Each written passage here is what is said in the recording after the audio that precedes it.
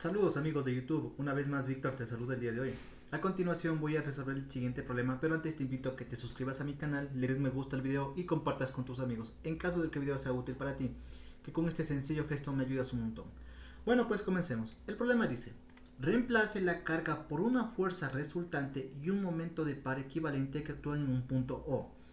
Si nos damos cuenta, aquí tenemos una carga distribuida. Al final, toda esta carga distribuida debemos transformarla en una sola fuerza puntual que va a estar actuando en este punto O, y también vamos a tener un momento resultante, ¿sí?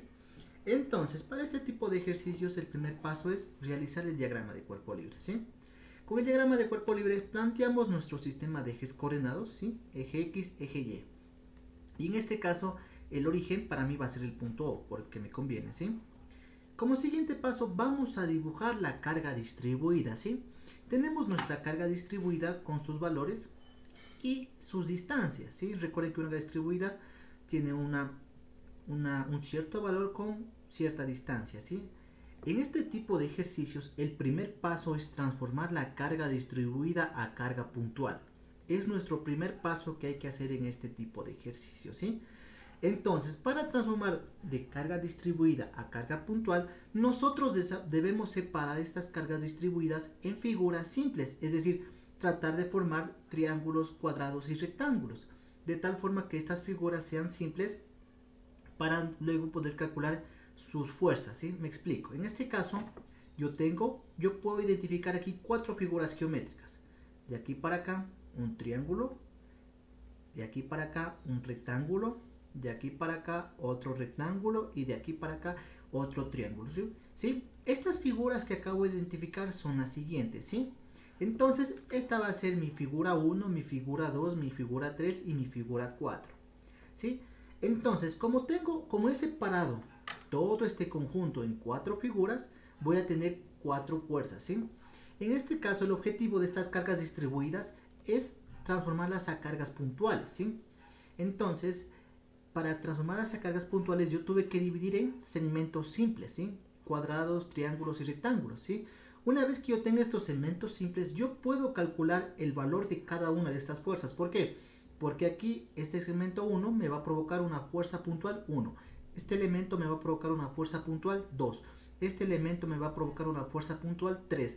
Y este elemento me va a provocar una fuerza puntual 4, ¿sí? Vamos a calcular esto. Primero, de nuestro primer elemento, vamos a calcular la fuerza 1, ¿sí? Y también esta fuerza va a tener una distancia. Y recuerden que me está pidiendo reemplazar por un momento de par equivalente que actúe en el punto O. Todo es con respecto al punto O, así que voy a tomar la distancia desde la fuerza 1 hasta mi punto O. ¿Por qué yo separé en figuras simples? Primero, yo necesito su ubicación del centroide en el eje X, ¿sí? Recuerden, un triángulo, su ubicación se encuentra a 1/3 de la base, ¿sí? Y en este caso la distancia 1 coincide con 1/3 de la base, ¿sí? Vamos a hacer el cálculo de esta fuerza 1 y el cálculo de esta distancia 1, ¿sí? Entonces, para el desarrollo vamos a hacer el cálculo de la fuerza 1 y de la distancia 1, ¿sí? Recuerden que una carga distribuida, para transformarla a puntual, la carga puntual va a ser igual a ¿qué? Al área de la figura, en este caso que tenía un triángulo. En este caso el triángulo, la base era todo esto que es de 1,5 metros por la altura, que en este caso sería esta distancia de aquí. Pero yo no tengo esta distancia, pero la puedo calcular. Si a todo esto, que vale 8 kilonewtons por metro, le quito esta parte que vale 5 kilonewtons por metro, el restante va a ser 3 kilonewtons por metro. Es decir, que esta altura es de 3 kilonewtons por metro, ¿sí? La fuerza 1 es el área de la figura. La primera figura era un triángulo, así que sería un medio de mi base por mi altura. Mi base 1,5 metros, mi altura 3 kilonewtons por metro. Metro con metro se simplifica, así que mi fuerza 1 es de 225 kilonewtons. Ya tengo el valor de mi fuerza 1, ahora debo saber la distancia de 1. La distancia de 1 en este caso coincide con el centroide de mi triángulo en el eje X, que sería 1/3 de la base, ¿sí? Distancia 1 va a ser 1/3 de la base, ¿sí? Entonces reemplazo el valor de la base y yo tengo que mi distancia 1 es de 0,5 metros. Lo que hice para mi figura 1, voy a hacerlo para mi figura 2, ¿sí? En este caso cambié los colores de las cargas distribuidas para que no se confundan con las cargas puntuales, ¿sí? Entonces yo ya tengo de mi fuerza 1 y mi distancia 1. Ahora necesito mi fuerza 2 por mi distancia 2. La fuerza 2 y distancia 2 corresponde al segundo segmento, que para mí era este rectángulo de aquí. Entonces voy a calcular la fuerza 2 y la distancia 2. En este caso la fuerza 2, ¿cómo se calculaba? La fuerza 2 puntual es igual al área de la carga distribuida, ¿sí? En este caso era un rectángulo. La fórmula del área de un rectángulo que era igual a base por altura. Entonces fuerza 2 va a ser igual a la base por la altura, pero del rectángulo. La base sería 1,5 metros. La altura sería esta, que sería de 5 kilonewtons por metro, ¿sí? Recuerden, si yo tomo una medida en el eje X, va a ser distancia. Si yo tomo una medida en el eje Y, va a ser la carga distribuida. En este caso, el rectángulo tiene una altura que es de 5 kilonewtons por metro, ¿sí? Reemplazo estos dos valores y multiplico. Yo sé que mi fuerza 2 es de 7,5 kilonewtons, ¿sí? Ahora vamos a ver, yo necesito la distancia 2. La distancia de 2 es la distancia desde el punto O, porque con esto porque aquí tengo que colocar la fuerza resultante. Todas estas fuerzas las voy a mover al punto O, por eso que necesito la distancia de todas las fuerzas medidas desde el punto O. Desde el punto O hacia la fuerza, en este caso sería la distancia 2, ¿sí? Y la fuerza 2 se ubica en el centroide de la figura. En el caso de un rectángulo, el centroide en el eje X se ubica a la mitad de la base, ¿sí? En este caso la mitad de la base es 1/2 de la base, ¿sí? Y en este caso coincide que el 1/2 de la base es igual a la distancia 2. Entonces mi distancia 2 es igual a 1/2 de la base. Reemplazo el valor de la base y yo sé que mi distancia 2 es de 0,75 metros. Vamos con mi siguiente segmento, que sería mi segmento 3, ¿sí? Ya conozco mi fuerza 1, mi fuerza 2 y mi distancia 1 y mi distancia 2. Ahora voy a calcular mi fuerza 3 y mi distancia 3. En la fuerza, aquí en la figura 3, a pesar de que no se aprecia muy bien, es un rectángulo. ¿Por qué? Porque la base es 0,75 y la altura es de 5, ¿sí? En este caso, asimismo, voy a calcular la magnitud de mi fuerza 3. La magnitud de mi fuerza 3, ¿a qué va a ser igual? Al área del segmento 3. El segmento 3 para mí era este rectángulo, ¿sí? Entonces, el área de un rectángulo que es igual a base por altura y tendría la magnitud de esta fuerza 3.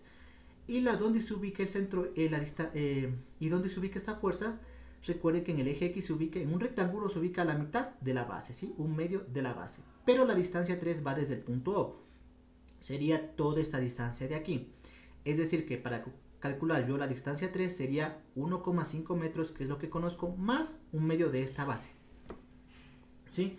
Muy bien, vamos a hacer el cálculo de la fuerza 3 y de la distancia 3. Fuerza 3, como es rectángulo, base por altura. El área de este segmento va a ser la carga puntual de esta fuerza, ¿sí? Metro con metro se simplifica. Base 0,75 metros, altura del rectángulo 5 kilonewtons por metro. Así que mi fuerza 3 es de 3,75 kilonewtons.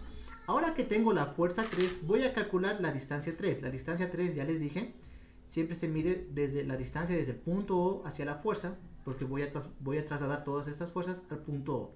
Entonces, esta distancia 3 sería igual a 1,5 metros más 1/2 de esta base, ¿sí? 1,5 metros más 1/2 de la base. La base en este caso es 0,75 metros, así que mi distancia 3 es de 1,875 metros. Y vamos con mi segmento 4. Asimismo, aquí hay una carga distribuida en el segmento 4 y yo la voy a transformar a carga puntual. Para transformar la carga puntual, calculo el área de esta carga distribuida y yo tendré el valor de mi fuerza puntual, ¿sí? Y mi distancia 4. Mi distancia 4 es desde el punto O hacia la fuerza. En este caso, recuerden, en un triángulo, el centroide en el eje X se ubica a 1/3 de la base, ¿sí? Medido siempre desde el ángulo recto. 1/3 de la base sería esta distancia.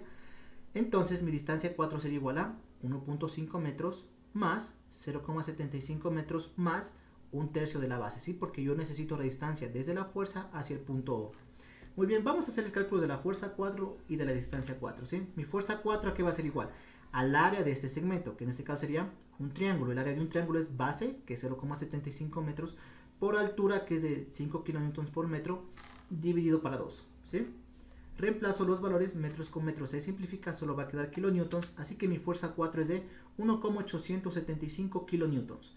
Y ahora calculo la distancia 4, que ya dije que era igual a 1,5 metros más 0,75 metros más 1/3 de la base, ¿sí? Recuerden que es esta distancia aquí, 1/3 de la base, y yo tendré mi distancia 4. Reemplazo el valor de la base y yo tengo que mi distancia 4 es de 2,5 metros. Muy bien, ya hemos transformado toda la carga distribuida porque lo dividimos en 4 segmentos y estos 4 segmentos hemos transformado cargas puntuales, ¿sí?